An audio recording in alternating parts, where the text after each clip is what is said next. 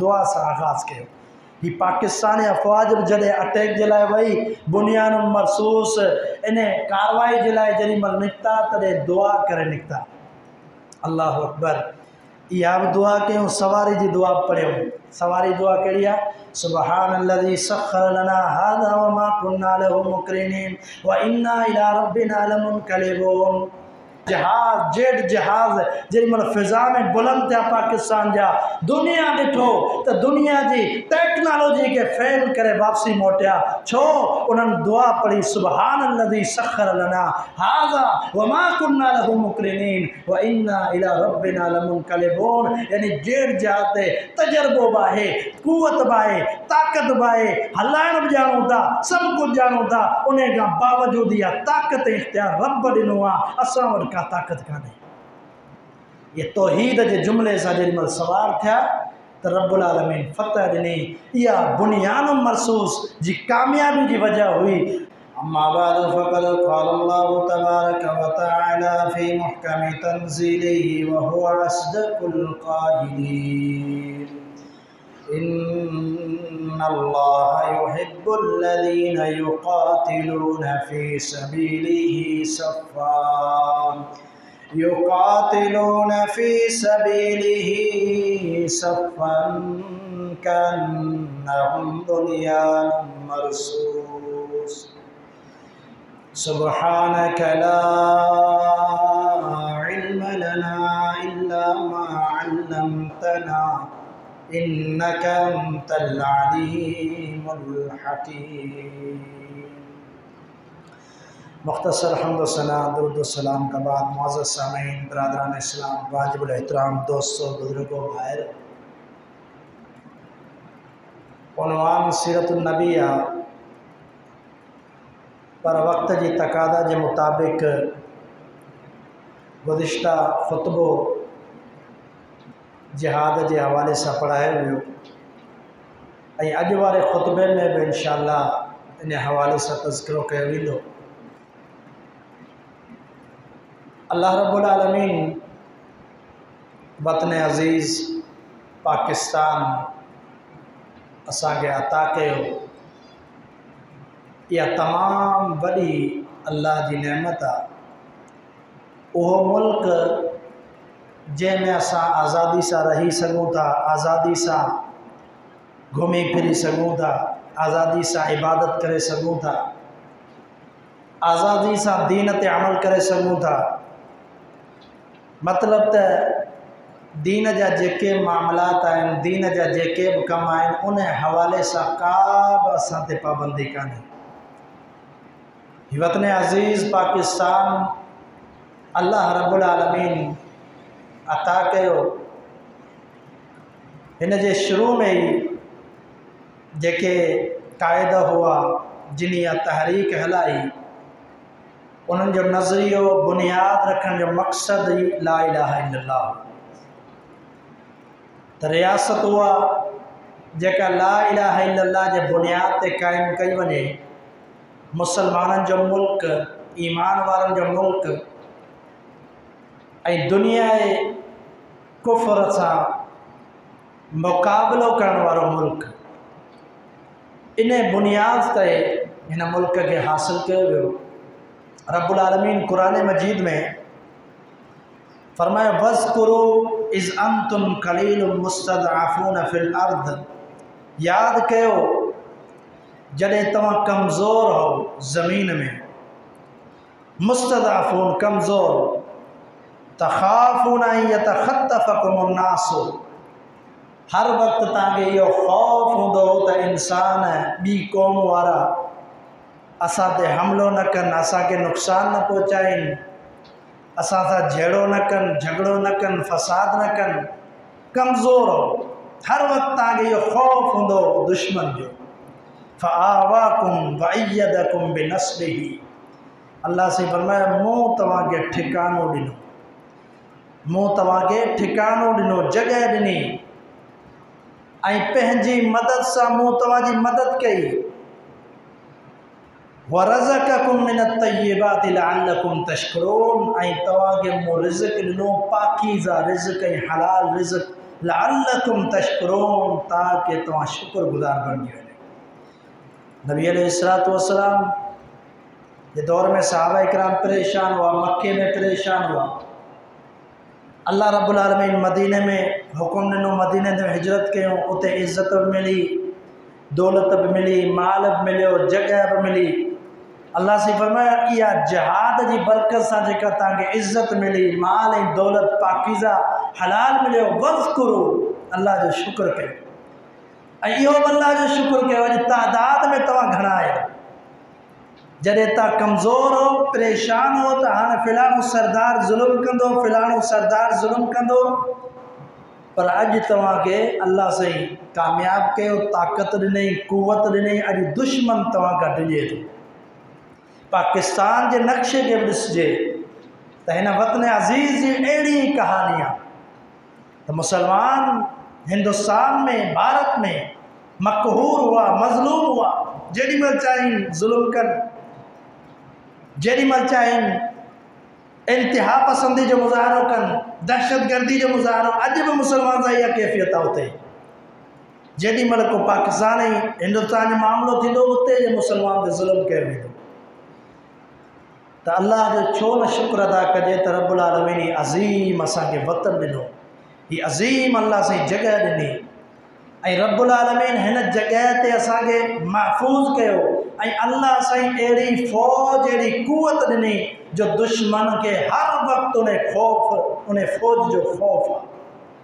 डिॼ ऐं डप उन जे दिलि में आहे त ही कमज़ोर कोन्हनि, एटमी ताक़त मुल्क आहे, मुसलमाननि जो मुल्क आहे। यानी हर मुसलमान, हर काफ़िर जो मुल्क, हिंदुनि जो मुल्क हुजे, बुद्ध मत हुजनि या ईसा यहूदी, हर वक़्तु उनखे ख़ौफ़ आहे त हिन मुल्क जो, हिन वतन जो ख़ौफ़ आहे। इन खां ख़ौफ़ आहे। हर मुमकिन कोशिशि कनि था त हिन वतन खे, हिन मुल्क खे ख़तमु कयो वञे, त असांजे लाइ का रुकावट न हुजे। अज़ीज़ साथियो, आज़ादी अज़ीम नेमत आहे।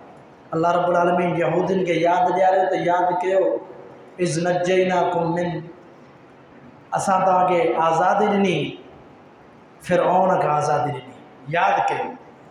अल्लाह जो ज़िक्र कयो, अल्लाह जो शुक्र कयो त अल्लाह तव्हांखे फ़िरऔन खां आज़ादी ॾिनी, हू तव्हां ते ज़ुल्म कंदो। मुसलमान बि मज़लूम हुआ, अल्लाह से आज़ादी ॾेई ही मुल्क अता कयो जंहिंमें महफ़ूज़ आहे, इबादत बि कनि था। अल्लाह रब्बुल आलमीन हर मामले में मुसलमाननि खे हिन मुल्क में आज़ादी ॾिनी। को तशद्दुद कोन्हे, को ज़ुल्म कोन्हे। को ज़ुल्म थो करे त मुसलमान आहे, को गुनाह थो करे, उन जा कानून मौजूदु आहिनि, पर काफ़िर क़ौम हिन ते मुसलत कान थी सघे। हीअ आज़ादी वारो मुल्क आहे। तव्हां ॾिसो त फ़लस्तीन में कहिड़ी सूरत हाल आहे, कश्मीर में कहिड़ी सूरत हाल आहे।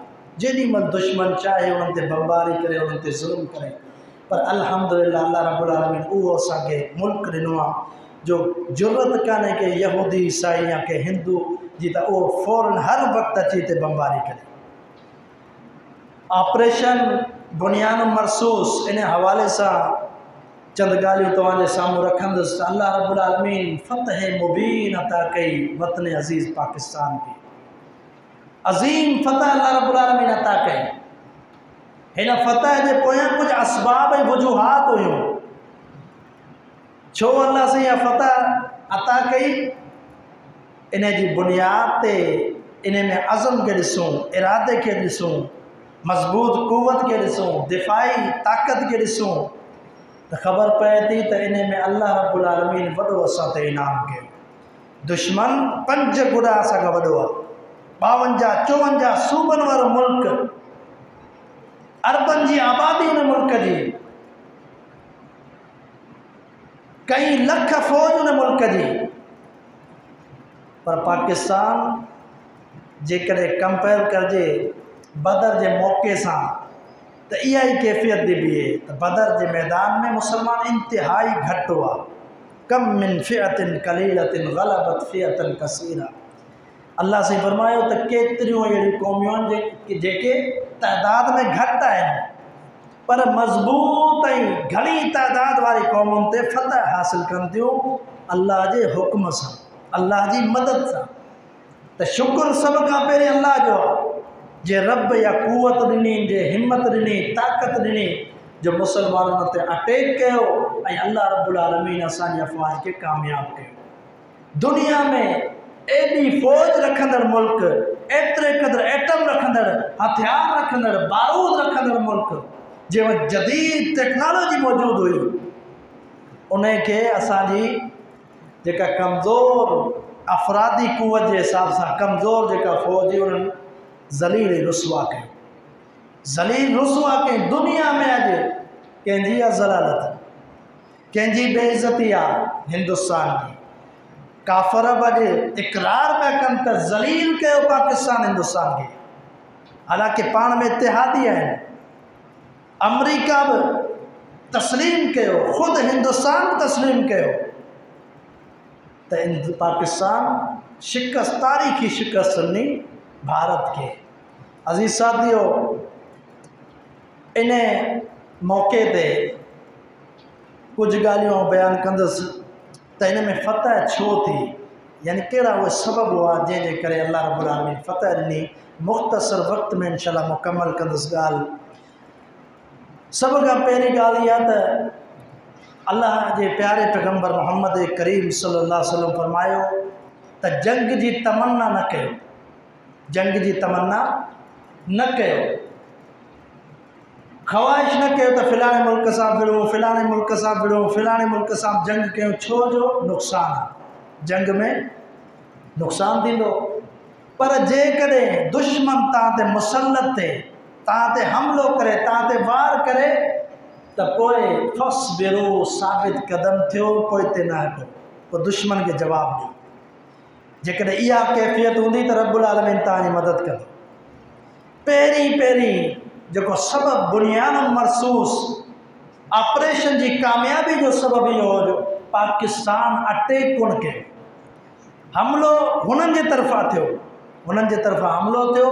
पाकिस्तान जेको हुननि जो हमिलो उन खे बि नाकाम कयो, पर साज़िश जे तौर ते जेको हमिलो कयो वियो, असांजी मसाजिद, मदारिस, दीनी इदारनि खे निशानो बणायो वियो त मुसलमान ऐं अफ़वाज पाकिस्तान ऐं आर्मी चीफ चयो त असां बदिलो ज़रूरु वठंदासीं। छो जो काफ़र अटैक करे उनखे जवाबु ॾियणी आहे, पोइ मुसलमान जी ज़िम्मेदारी आहे। अटैक कंदासीं, बदिलो वठंदासीं।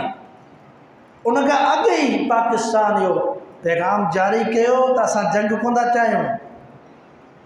तहक़ीक़ कई वञे, जेको असां ते इल्ज़ाम आयो आहे तहक़ीक़ कई वञे। जेकॾहिं असां क़सूरवार आहियूं त सज़ा जे लाइ तयारु आहियूं। पर छो जो दुश्मन शुरू खां वठी कज़ाब ऐं ख़बीस इरादनि जो मुर्तकिब रहंदड़, उन इहो ई इरादो कयो, पंहिंजा ई सयाह क़त्ल करे इल्ज़ाम पाकिस्तान ते हणी ऐं पाण ई अटैक कई। न तहक़ीक़ कराई, न छा, बसि मीडिया ते ॻाल्हि हलाए चई त इहो अटैक पाकिस्तान कयो, हालांकि पाकिस्तान जो को ताल्लुक़ ई कोन हो। जॾहिं इहो वार थियो, हिकमत अमली इहा हुई त हाणे जवाबु ॾिजे। इहा कामयाबी आहे त वार, जवाबी वार करणु मुसलमान ते ज़रूरी आहे। छो जो इन में मुसलमान शहीद थिया। जामे मस्जिद उम्मुल कुरा मुरीद के में जिते हमिलो थियो, 3 शहीद थिया, 3 मुजाहिदीन शहीद थिया, 3 मुसलमान शहीद थिया। जेॾीमहिल बहालपुर में हमिलो कयो वियो त उते बि हिकिड़े ई ख़ानदान जा 17, 16, 17 अफ़राद जंहिंमें मासूम ॿावड़ा हुआ, उहे बि शहीद थिया। मस्जिद बिलाल मुज़फ़राबाद में हमिलो कयो वियो, उते बि शहीद थिया। यानी जिथे अटैक थियो, जिथे मीज़ाइल उछलाया विया, उते शहीद थिया। अल्लाह से क़ुरान मजीद में छा थो फरमाए त नफ़्स जे बदिले नफ़्स आहे। जेकॾहिं तव्हांजो क़त्ल थियो आहे, उन जे बदिले क़त्ल करिणो आहे, जवाबु ॾियणो आहे। ख़ासि करे दुश्मन खां त बदिलो वठिणो आहे। हाणे मुसलमान इहा तयारी कई त असां जवाबी वार कंदासीं। इन ॻाल्हि में ऐं शरीअत जे मुताबिक़ पाकिस्तान फ़ैसिलो कयो त असां हाणे बदिलो कंदासीं, पहिरीं असां अटैक कोन कयो। उन खां पोइ ॿी ॻाल्हि कामयाबी जी वजह, इहो नालो जेको रखियो वियो, इहा कामयाबी जी वजह आहे। छो जो ऐं शरीअत जे मुताबिक़ नालो क़ुरान मजीद में सूरत सफ़ जी इहा आयत आहे। अल्लाह रब्बुल आलमीन उन आयत में छा फरमायो फरमाया इन्नल्लाह युहिब्बुल्लज़ीना युक़ातिलूना फ़ी सबीलिही सफ़्फ़न कअन्नहुम बुनियानुम मरसूस। अल्लाह रब्बुल आलमीन मोहब्बत तो करे, कैसा मोहब्बत तो करे, युक़ातिलूना फ़ी सबीलिही, मुजाहिदीन से मोहब्बत तो करे जेके अल्लाह जी राह में जिहाद था कन। अल्लाह जी मोहब्बत अहिड़नि माण्हुनि सां, अल्लाह साईं अहिड़नि माण्हुनि खे पसंदि थो करे जेके रब जी राह में जिहाद था कनि। जिहाद जो केॾो वॾो मक़ाम आहे, केॾो वॾो मर्तबो आहे। मोहम्मद करीम सल्लल्लाहु अलैहि वसल्लम फरमायो, को शख़्स एतिरो जिहाद करे, जिहाद जे मैदान में एतिरी देरि बीहे जो ॾाछी जो 2 दफ़ा खीर ॾुधो वञे, 2 दफ़ा खीर ॾुधो वञे ॾाछी जो, एतिरी देरि 10 खां 15 मिंट जिहाद फ़ी सबीलिल्लाह में बीही करे, साबित कदम रही करे जिहाद तो करे। पाण फरमायो वजबत लहुल जन्नह, उन जे लाइ जन्नत वाजिब थी वञे।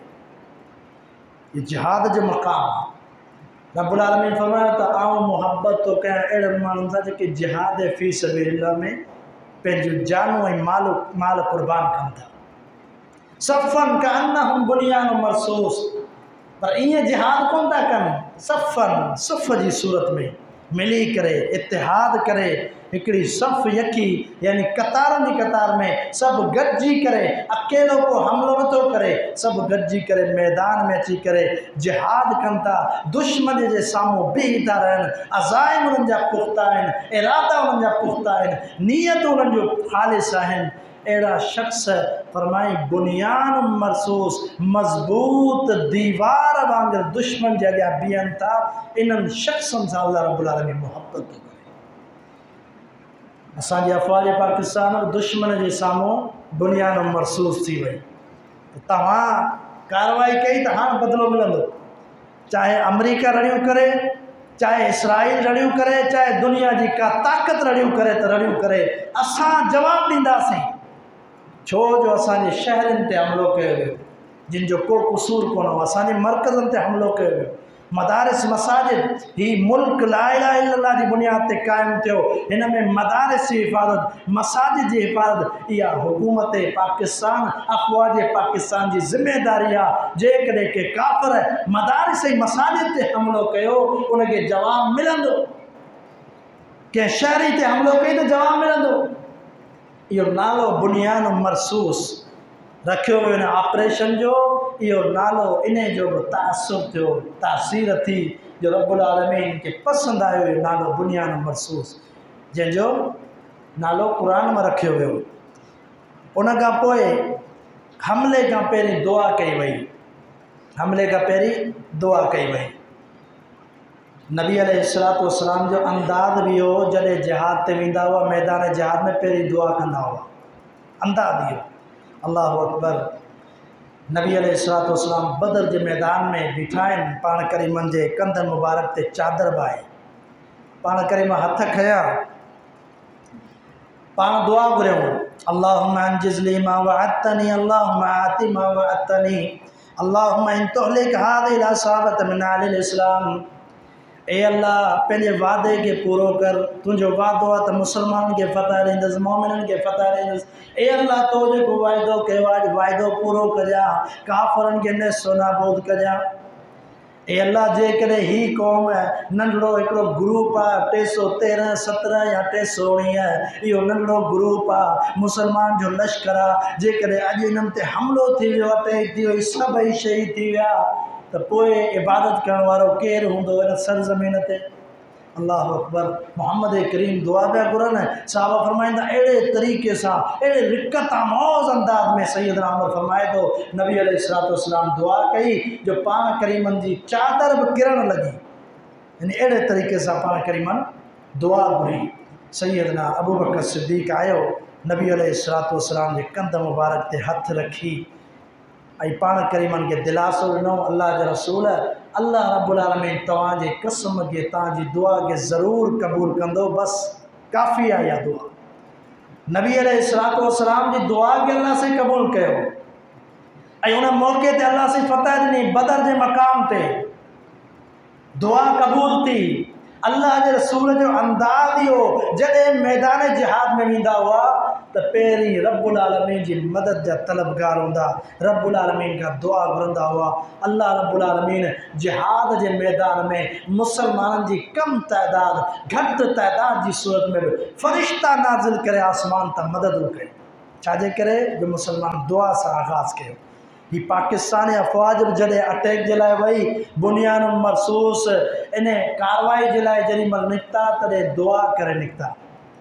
अल्लाह अकबर। इहा बि दुआ कयूं, सवारी जी दुआ पढ़ियूं। सवारी दुआ कहिड़ी आहे? सुबहानल्लज़ी सख़्ख़र लना हाज़ा व मा कुन्ना लहू मुक़रिनीन व इन्ना इला रब्बिना लमुनक़लिबून। ए अल्लाह तूं पाक आहीं, तुंहिंजे ई नाले सां असां सवार पिया थियूं जहादनि ते, तुंहिंजे ई नाले सां सवार पिया थियूं। हिननि जहादनि ते कंट्रोल तुंहिंजो, असांजो को बि कंट्रोल न आहे। कंट्रोल हिननि जहादनि ते तुंहिंजो आहे, हिन सवारी ते कंट्रोल तुंहिंजो आहे। असां जीअं चाहियूं उअं नथा करे सघूं, थींदो ईअं जीअं तूं चाहींदी। ऐं पोइ तव्हां ॾिठो दुनिया, ॾिठो अॼु ताईं दुनिया ॾिठो हूंदो फिल्मुनि में ॾिठो हूंदो इहे अमदाद जहाज़ जेट जहाज़ जेॾी महिल फ़िज़ा में बुलंद थिया पाकिस्तान जा, दुनिया ॾिठो त दुनिया जी टेक्नोलॉजी खे फेल करे वापसी मोटिया। छो? उन्हनि दुआ पढ़ी सुबहानल्लज़ी सख़्ख़र लना हाज़ा व मा कुन्ना लहू मुक़रिनीन व इन्ना इला रब्बिना लमुनक़लिबून। यानी जेट जहाज़ ते तजर्बो बि आहे, कुवत बि आहे, ताक़त बि आहे, हलाइण बि ॼाणूं था, सभु कुझु ॼाणूं था। उन खां बावजूदि इहा ताक़त इख़्तियार रब ॾिनो आहे, असां वटि का ताक़त कान्हे। ये तौहीद जे जुमिले सां जेॾी महिल सवार थिया त रब्बुल आलमीन फ़तह ॾिनी। इहा बुनियान मरसूस जी कामयाबी जी वजह हुई। उन खां पोइ कामयाबी जी ॿी वजह, चौथी वजह कहिड़ी कामयाबी जी? छो कामयाबी मिली? जो हिन ऑपरेशन खां अॻु फजर जी नमाज़ अदा कई वई। फजर जी नमाज़ अदा कई वई। दुश्मन बुज़दिल डरपोक, हिंदू का वधीक दुनिया में को बुज़दिल आहे ही कोन्हे। अञा भी ईसाई कुछ दिलेर हूंदा, यहूदी कुछ दिलेर हूंदा, पर हिंदू का वधीक को बुज़दिल दुनिया में शख्स ही कोन्हे जेको किरोड़नि बुतनि जी पूजा करण वारो आहे। जेको हिकिड़े रब के न मञे, रब जी तौहीद के न मञे, मुशरिक का वधीक को डरपोक आहे ही कोन्हे। हिंदू बुज़दिल क़ौम, उन्हनि हमलो कयो कहिड़े टाइम ते? रात जे टाइम ते। ऐं हुननि बदबख्तनि सम्झो त शायदि पाकिस्तानी अफ़वाज सुता पिया हूंदा ऐसिन में, जीअं पाकिस्तान जी आवाम जो तासुर हो। आवाम बि इहो सम्झंदी त हाणे हिननि जो विढ़ण जो को ताक़त ई कान्हे, कुवत ई कान्हे, जेको बि ईंदो हमलो कंदो उनखे को जवाबु कोन मिलंदो। ऐसिन में जनरल लकन सुता पिया। पर अॼु मुसलमाननि खे ख़बर पई त इहे ऐसिन में कोन्हनि सुतल, बल्कि हर वक़्तु मुस्तइद क़ौम आहे, हर वक़्तु तैयार क़ौम आहे। वअइद्दू लहुम मिन कुव्वतिन मिन रिबातिल ख़ैल तुरहिबून बिही अदुव्वल्लाहि व अदुव्वकुम। अल्लाह से फरमायो त तैयारी क़ाइमु रखो, हर वक़्तु घोड़नि ते सवार थियो, नेज़ा अंदाज़ी कयो, इहे कम तैयार रखो। दुश्मन जेॾी महिल हमिलो करे उनखे जवाबु ॾियो। तव्हां ॿुधंदा हूंदो जेॾी महिल दिफ़ाए पाकिस्तान जो टाइम ईंदो आहे या 14 अगस्त जो मौक़ो ईंदो आहे, उन ते पाकिस्तानी फ़िज़ाई ऐं पाकिस्तान अफ़वाज मनाज़िर ॾेखारींदी आहे। उहे ॾेखारिया वेंदा आहिनि मीडिया ते त दुश्मन ख़्वाब ग़फ़लत में न हुजे त मुसलमान सुता पिया आहिनि या पाकिस्तान जी अफ़वाज नाकारा थी चुकी आहे, सुती पई आहे। न, हर वक़्तु असां तयारु आहियूं। ग़लती न कजां हमलो करे, पर हिननि हमलो कयो राति जे वक़्तु। हिननि इहा ई सोच रखी शायदि सुता पिया आहिनि, पर अल्लाह जे फज़ल ऐं करम सां 5 जहाज़ आया, 5 खे किरायो। उहा टेक्नोलॉजी पाकिस्तानी अफ़वाज उहा टेक्नोलॉजी नाकारा कई, जिन जो दावा हो त दुनिया में असांखे को फेल करे ई कोन थो सघे, असांजी टेक्नोलॉजी खे को किराए ई कोन थो सघे। अल्लाह अकबर। उन्हनि जो इहो दावा हो, इहा सोच हुई। दुनिया में पहिरियों दफ़ो इन टेक्नोलॉजी के फेल कंहिं कयो? पाकिस्तान कयो। छो कई?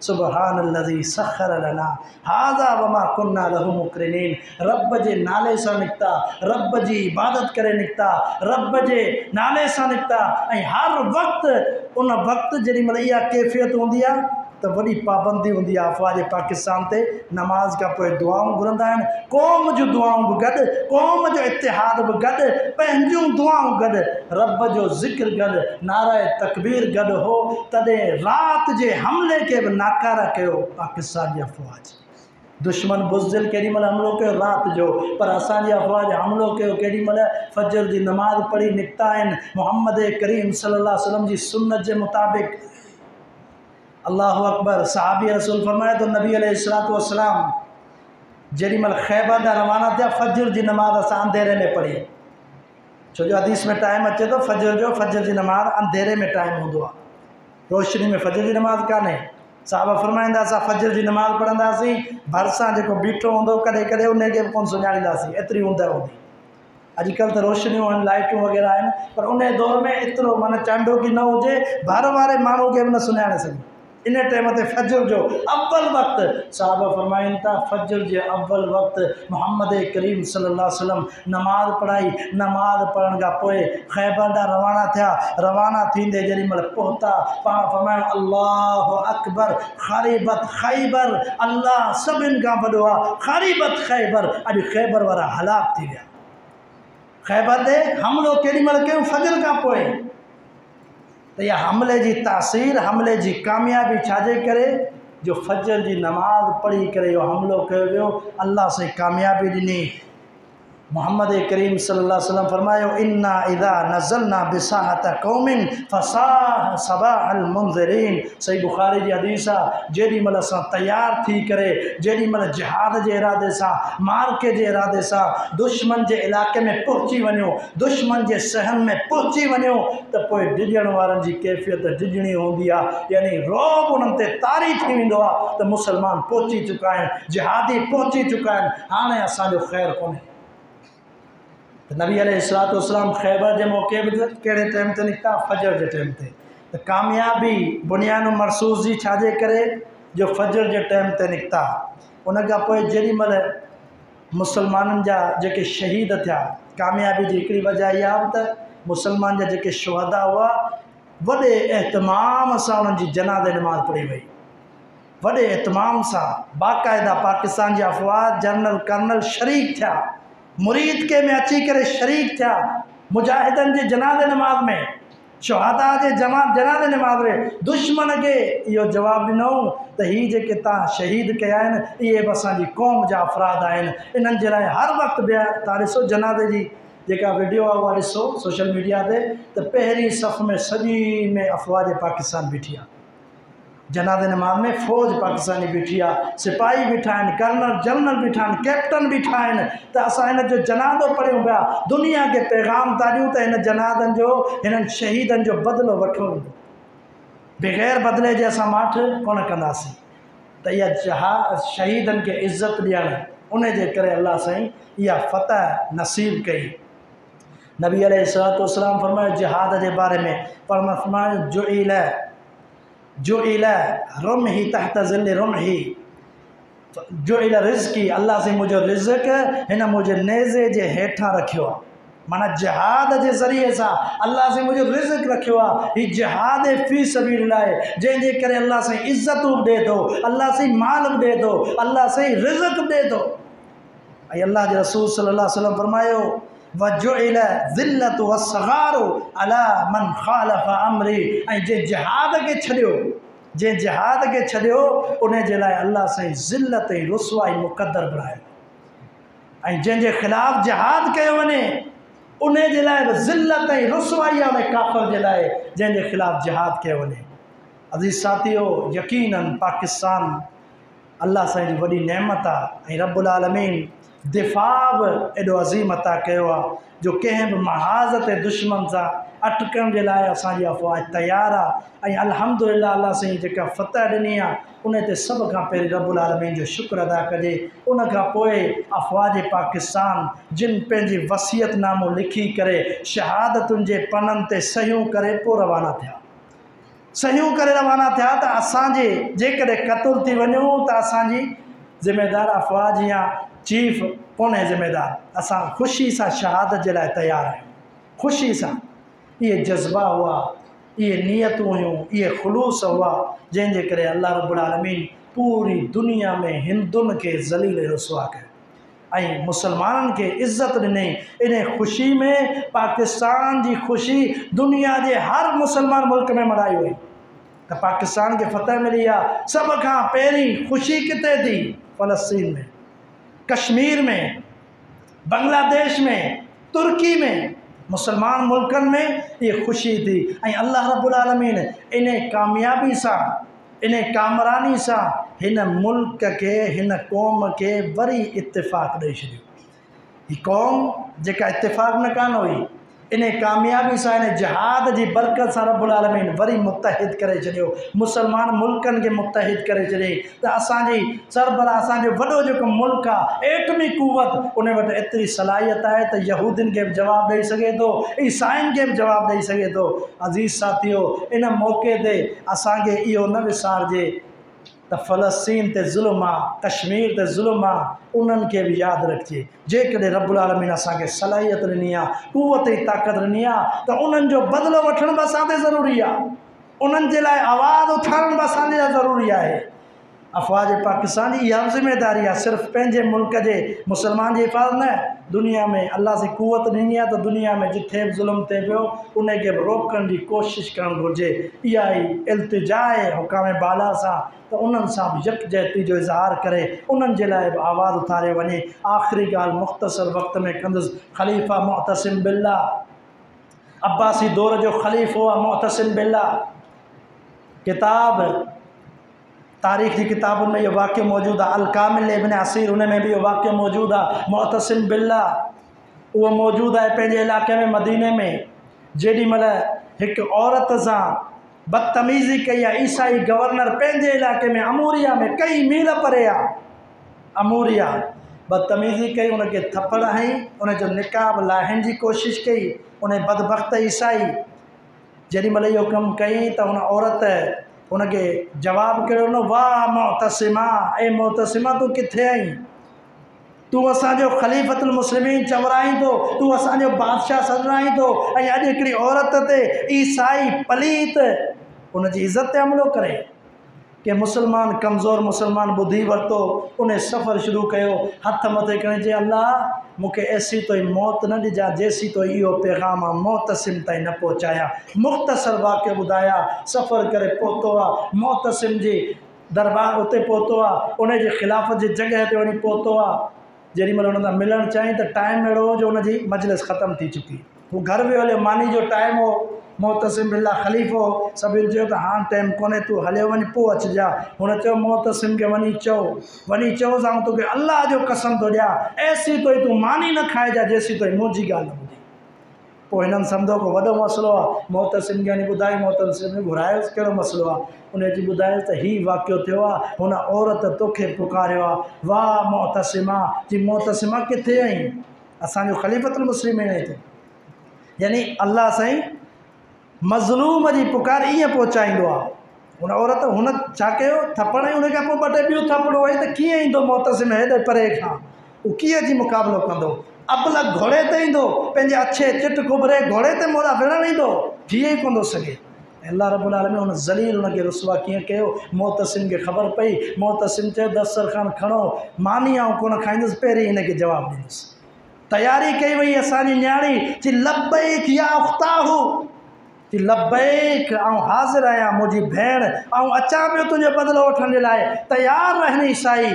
तयारी करे 12,000 लश्कर तयारु कई। लश्कर तयारु करे जेॾी महिल उन इलाइक़े ते अमूरिया ते हमिलो कई, हू दुश्मन बुज़दिल डिॼी करे पंहिंजे मोर्चनि में लिकी विया, पंहिंजी वॾी वॾी इमारतुनि में लिकी विया। मुहासिरो कई ॾींहं रखण खां पोइ हिकिड़े ग़ुलाम खे सिपह सलाह ठाही त हाणे घिड़ी वञे अंदरि ऐं हिन खां मुक़ाबिलो कर। उन्हनि खे ज़लील कई, रुसवा कई। उन खां पोइ उन शख़्स खे साम्हूं आंदई, हुन न्याणी जे, हुन भेण जे साम्हूं आंदई, चई हिन जो कंधु तूल आहे, छो जो हिन बदतमीज़ी तोसां कई हुई। मुसलमान जी हिकिड़ी ख़ातून, हिकिड़ी न्याणी सां बदतमीज़ी थी। मुअतसिम बिल्लाह पूरो लश्कर खणी आयो। अॼु केतिरी न्याणियुनि जी इज़त बामाल बियूं थियनि, केतिरी न्याणियुनि सां ज़ुल्म ऐं ज़्यादती बियूं थियनि। मुसलमान जेके मुल्क आहिनि मुत्तहिद थी करे जेकर हिन बदबख़्त इसराइल खे जवाबु ॾींदा त इहे सभु मामला ख़तमु थी वेंदा। अल्लाह रब्बुल आलमीन अमल जी तौफ़ीक़ अता फरमाए।